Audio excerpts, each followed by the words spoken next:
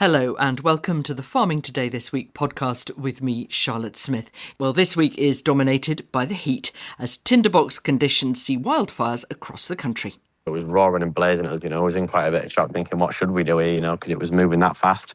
It had taken 2 to 3 fields out already, 30 acres of crop gone.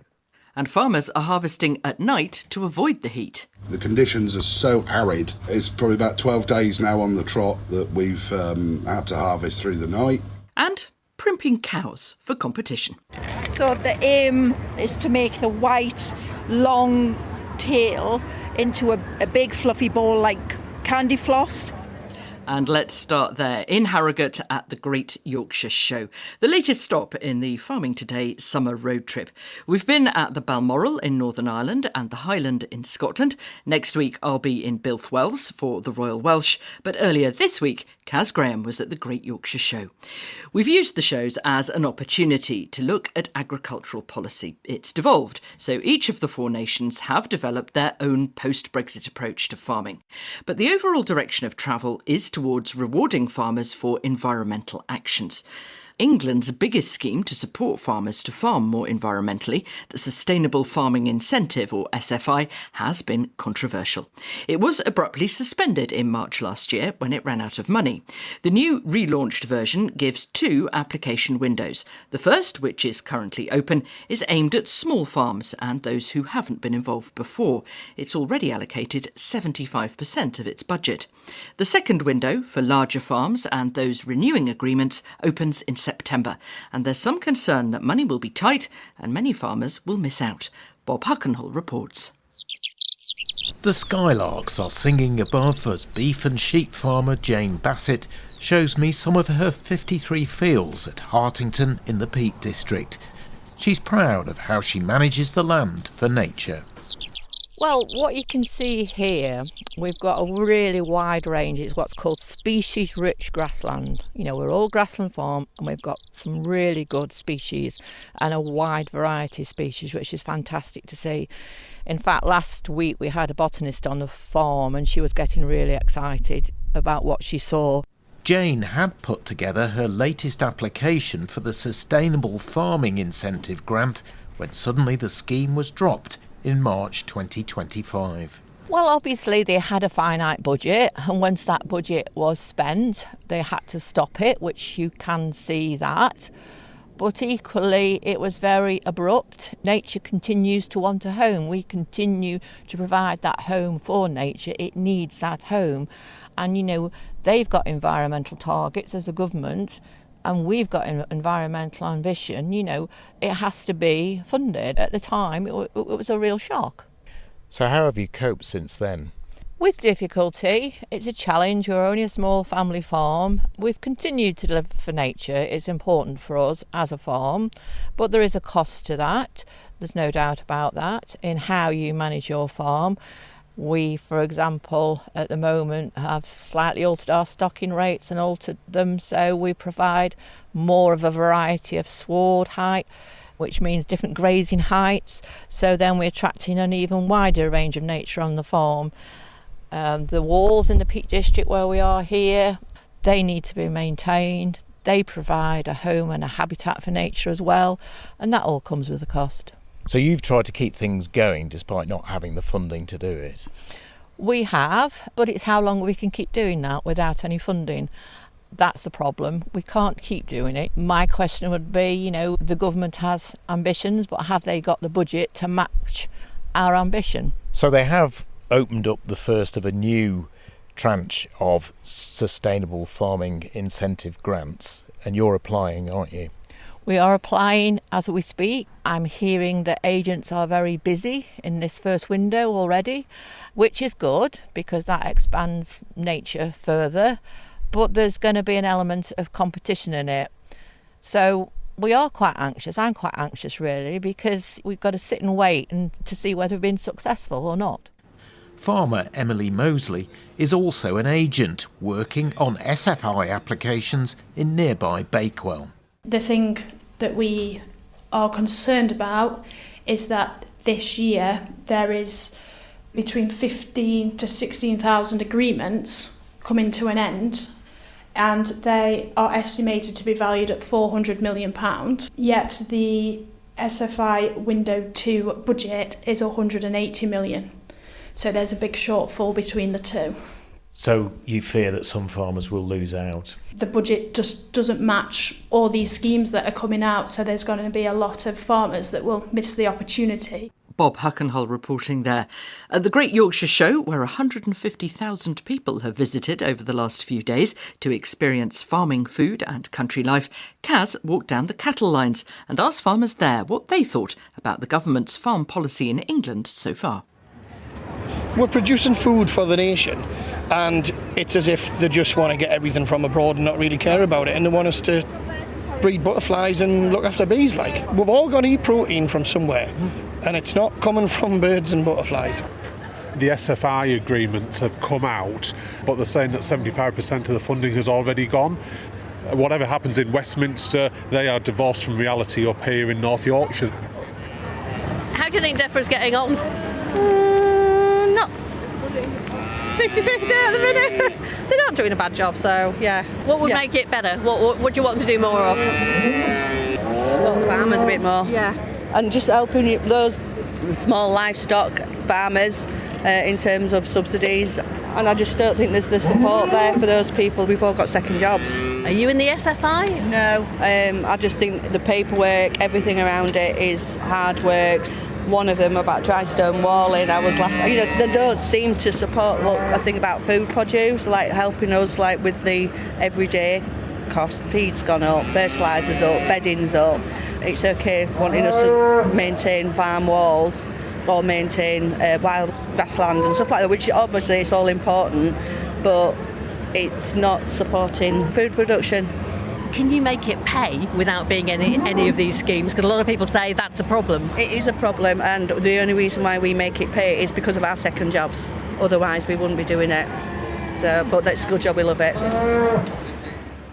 Well, I've just caught up with Emma Reynolds, the DEFRA Secretary of State, out enjoying the sunshine here in Harrogate. Such a lot of farming excellence on show here. A lot of farmers. Have you had a chance to speak to any yet today? Oh, yes, indeed. Yeah, I've been to visit lots of different stands. I've been to the cattle ring. I've celebrated some of the wins there. You know, the young handlers were really impressive.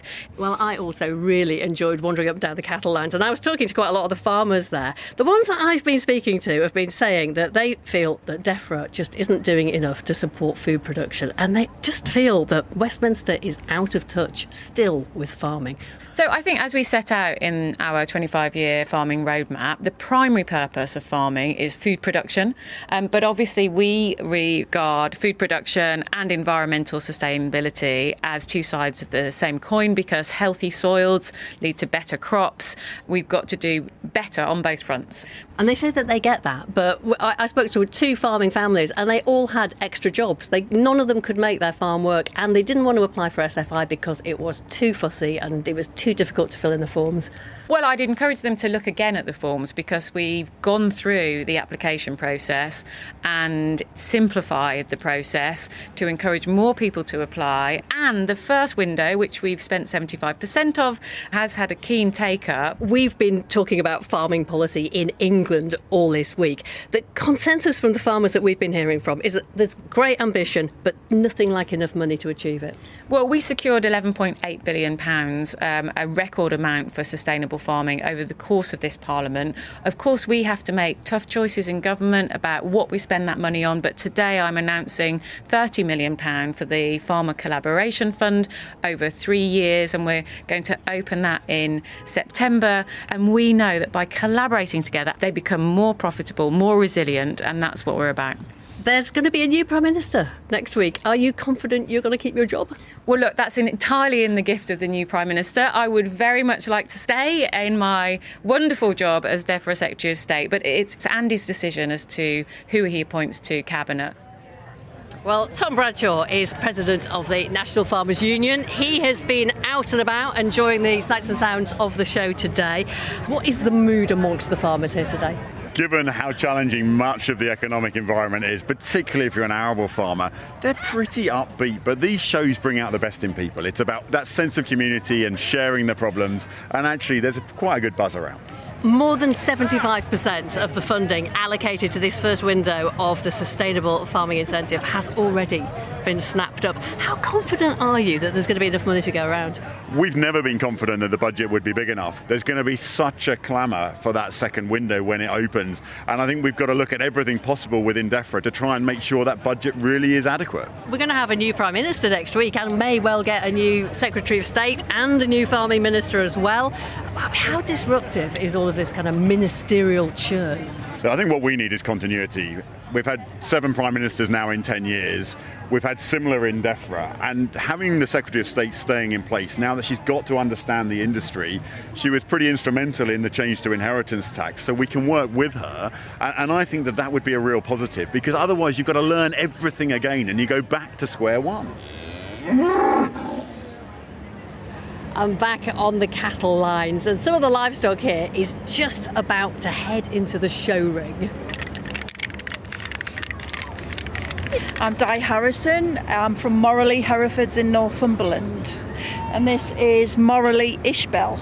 Yeah. She is beautiful, and you're making her much more beautiful at the moment. She's got 3 people working on her before she goes into the ring. My husband Tom, he's brushing the hair upwards, so it's very like ladies' hair. We're trying to make it as full-bodied as possible and shine as much as possible. And she's a deep chestnut colour, isn't she? Apart from her head, white face and white socks and a white tail. Show me the tail, because you've been doing some amazing work on this tail. So the aim of the tail is to make the white, long tail into a big fluffy ball like candy floss, so that it fills the gap between the legs. And that's exactly what it looks like. The hair at the end of the tail has been turned into this ball that's about, 8-10 inches across. Yeah. It's extraordinary. Yeah. So the white socks are like styled also upwards, and that's just to make the legs look a little bit more chunky. What is the point of doing all of this? It's a marketplace for our cattle, chance for other breeders to see what we have. It's a chance to draw the gap with the general public and lets them see what we do with the animals, how we care for them, how beautiful they look, and most importantly, where the food comes from. Although there's a long way in between this stage and the food being on the plate, but it's important for them to learn. Look, I'll let you get back to the grooming, because there's still stacks of work going on this animal. Good luck. Good luck. Thank you. Thanks very much. Cass Graham at the Great Yorkshire Show earlier this week. Well, as amber warnings for high temperatures were issued again this week, firefighters have been tackling wildfires across the country in Derbyshire, Greater Manchester, Hampshire, Durham, East and West Sussex, Devon, Somerset and the Cairngorms. In Conwy in North Wales, a mountain fire forced people from their homes and was declared a major incident. Anna Hill spoke to Gareth Wynne-Jones, who farms in the area and has ponies on the fellside. What I saw first was a lot of smoke billowing. Then I had a phone call off a friend of mine to say that there was a big fire on the Suckland Pass. So literally jumped on the quad because a friend of mine has got a small holding there and he's got some pigs. And of course our ponies roam in this area. So I just wanted to check if the ponies had moved forward, which they had. You know, the ponies are... I've seen hundreds of these kinds of fires before over the years, but it is always better just to make sure that everything's okay, and the sheep as well. But the pigs were stuck in the middle of the whole situation. So when I got there, the fire brigade was there, had a good chat with them, and the fire was just raging. It was moving at a speed that I'd never seen before. It was something like out of a Hollywood film. It was the perfect fire, I hate to say it, because wind was blowing. The vegetation, the gorse and the heather was so dry, it was just ripping through in it. And I've never seen a fire move in that kind of speed and change of direction. So the fireman said to me, we're not going to let you get down there to the pigs. We're going to just wait for it to, and the pigs were okay. The pigs were okay. So the fire passed, it came round, and then we went to check on the pigs after the fire had gone. So we found them and they were fine. They'd found the corner. There was a lot of smoke, I did a bit of a joke. I said, if anybody wants some smoky bacon, there's plenty. I thought you were going to say that, honestly. And I had all kinds of barbecue Terrible. pork jokes and things, but it was very, very difficult. But yeah, it was scary, to be honest with you. What's left behind? Has it just taken out everything? Ashes. Yeah, it's a hell of a mess, and we need the vegetation for the sheep and for the ponies, and I hate to say it, people need to be a little bit more diligent if they're going up onto the mountains with cigarette butts, with making fires, barbecues, whatever it is. Please be safe, because these mountains are like tinderboxes at the moment. Farmer Gareth Wynne Jones. 2 young farmers managed to save the day just outside York when fire spread rapidly across cereal crops. Farm worker Cameron Bartran and Jay Loft, who works on farms as a pest controller, rushed to help. Well, they managed to use a tractor and roller to cut a swathe through the standing crop to make a fire break. Jay told Anna what happened. I was driving down the A64, about to go check another field. And I got a call from somebody who lives in one of the houses, because he knows I do a bit of work on one of these fields. And then the first thing that I did was call my friend Cameron, who I knew was a local farmer just from the next door village. So as fast as I could, I got there in my pickup and started opening gates and clearing people out the way. And then from there, Cameron got there as fast as he could. And then obviously we made an entrance in and started making some breaks with the discs in the field to try and stop it spreading anywhere near the houses or closer to the road, really. You were going at quite a speed, and the fire was going at quite a speed, wasn't it? By the time we'd done one line, it was catching on again to the next part. So we had to obviously keep going up and down to make the break wider. And did you know what you were doing, what you should do? We had a rough idea, that obviously we need to break it and get it down to soil to try and stop it spreading the best we could. Obviously, the main priority was keeping it away from the houses, obviously, because the fire wouldn't make it over the road as such. But obviously, if it was making its way towards fences and sheds and things, obviously all the elderly residents and people were getting quite worried and didn't know what really was going on. It was surprising how fast when we got there. It was roaring and blazing. It was, I was in quite a bit of shock thinking, what should we do here, because it was moving that fast. And there was that vast of fields, it had taken 2 to 3 fields out already, coming up all 3 of them at once. Had those fields been harvested already? The fields were due to be harvested today or tomorrow. So there's quite a lot of material then on fire. Yeah, the full crops of wheat were going up. I think I spoke to the farmer. He said he lost about 30 acres of crop gone from the damage. Yeah, that's not good, is it? But at least you were okay. When I saw the pictures, though, I was surprised how close you were. Could you feel the heat? We could feel the heat coming through the cab quite heavy, yeah. It was a fair blaze. Jay Loft there in Yorkshire. Dave Swallow is the National Fire Chiefs Council's wildfire deputy lead. He told Anna farm crops are particularly at risk. Cereal crops become prime fuel for fires when they're ready to harvest because they're dry. And that's the same with any sort of grasses where we see, vegetation at the side of roads turning brown. It's because they're dying off because of the lack of moisture in the soil, or they get into that age. And so the longer we go on with these drier periods, the more fuel becomes available, the more vegetation starts to die and dry out more thoroughly, and the more it becomes available. And so we get more severe wildfires from that. We've just heard those 2 young farm workers who stepped in and made a fire break. But is there anything farmers can do before things happen to help? Having things like when you're combining in the field, at your field entrance, you've got a tractor hooked up to a plough, maybe a water bowser or a spreader that's filled with water, so that, if you start a fire accidentally in the field, then you can quickly jump out of one vehicle into the other to go and start tackling it and putting a control line around. Ironically, what the 2 farmers did, the 2 young farmers there that you were talking about, did exactly what we're starting to do in terms of adopting tactics from colleagues from around the world in putting fire breaks in, because it's a far more effective way of controlling fires. My advice to the farming community is that's great, and we need your support to do that as fire services. But there is, that comes with some added risk, especially if they're too close to the fire when they're trying to do it. And that balance between trying to save as much crop as they can, but also maintaining their own safety at the same time, is one that, we want to work with the farming community on, either through, when we attend a fire or before and after. Do you think this country is prepared for this? Should we be more prepared? Yes, I think we need to be more prepared. Absolutely, yeah.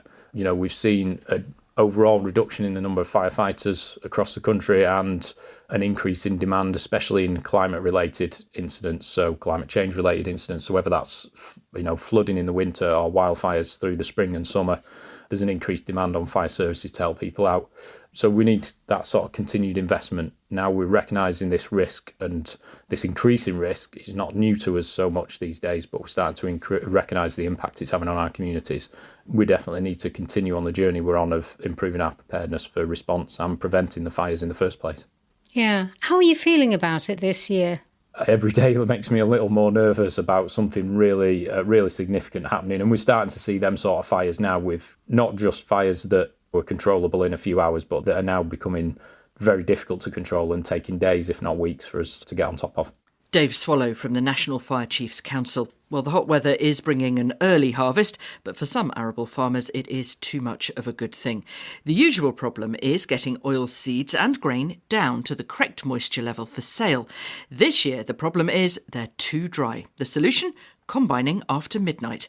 In Berkshire, Eleanor Gilbert and her stepdad Dan Willis have been up all night harvesting oilseed rape. They took a break in the farm office to tell us how it's going. It's probably about 12 days now on the trot that we've had to harvest through the night to just keep the moisture in the crop. The conditions are so arid that you'll see the oilseed rape down to what we'll be testing during the day. Well, during the day we went to test it on our first day, and it wasn't even registering on the moisture meter because it was so dry. We came back at 3 a.m. the next morning and it was at 7%. The millers want it at a minimum of 6%, so if it's not registering on their moisture meter, then there's no way they would take it. There is some positives at harvesting at night. It's cooler. I was even wearing a jumper the other morning, even though Dan was like, what are you doing? There's a reduced fire risk. There's a massive fire risk at the moment with harvesting these crops. We've got fire extinguishers and Bowsers all over, everywhere we can get them, and of course the roads are quieter at night.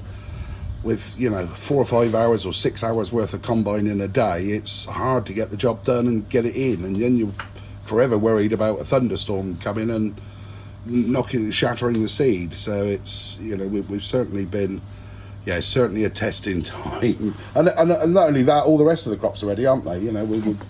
Eleanor was cutting wheat yesterday afternoon, and that was 10%. So everything has come about all at once. Normally in the UK we are chasing a 13% for dryness. Normally it's above 13 and we bring it into the store and we would dry it over the next few months to make sure it gets down to that level. I mean, it's if this is going to become the new norm, we've certainly got to look at how we farm. I mean, I know no 2 years are the same in farming, but probably in the last 25, 26 years, since I've sort of had my hand on the rudder and run the business, we have, sustained this probably 6 or 7 years now. Yes, we've had 3 or 4 wet harvests and the rest have been mildly average, but 6 or 7 against probably only 1 or 2 in the previous 25 years of our records that you can see, it's certainly becoming a new normal rather than the exception to the rule. I think it's the way we adapt to this, whether we bring in technology onto the farms, we use satellite data like we already do, variable rate applications to help with this, and maybe even plant breeding, because we've got to get around this drought situation somehow. Farmers are very resilient, I always say, and we always find a way around it, but it might just take a few years. Given the geopolitical situation and our own domestic situation, and prices, cost of inputs, it's really painting a dire picture going forward, and you've got to question whether we even plant this autumn. Now, we're farmers, it's what we do. What else do we do? I mean, I don't particularly want to grow solar panels, and I don't particularly want to grow houses. We've got to look at how do we sustain the business going forward. I mean, they're big questions, and I'll be honest, we've got to come up with the answers really quickly, because we're no more than 3 weeks really from planting our next year's oilseed rape. We've got a question, are we putting that in the ground in such a dry condition? Do we do it? We chanced our arm last year and done it. It worked, but do we do it again? I know the weather can turn. This is Britain. We could be discussing the floods next week. It could happen. But given all those bits and pieces put together, agriculture, I've never seen such a dire time. My mother, who's in her 80s, working behind me in the office, She has certainly seen some tough times, and I think this is probably about as tough as it gets. Farmers Dan Willis and Eleanor Gilbert there. And that's it from us. I'm Charlotte Smith. The producer was Beatrice Fenton. Farming Today this week is a BBC Audio Bristol production.